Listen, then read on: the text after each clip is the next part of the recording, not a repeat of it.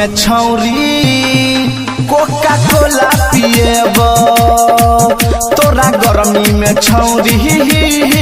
Coca कोला पिएबो आगेलो जान गरमी के महीना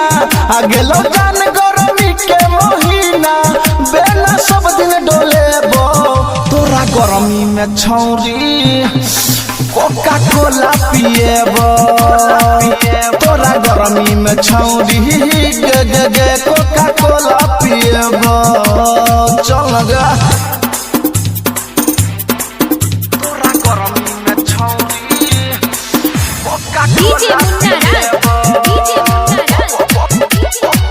कोका कोला पिएबो छिटकी बजा मधुबनी छिटकी बजा मधुबनी कोका कोला पिएबो कोनो चीज के कमी तोरा होई न देबौ जान गे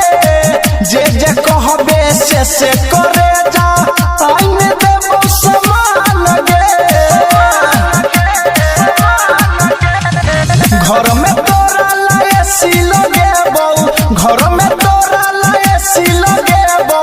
मलाई बर्फ खिएबौ तोरा गरमी में छौरी कोका कोला पिएबो तोरा गरमी में छौरी कोका कोला पिएबो पीबी न गे तोरा गरमी में छौरी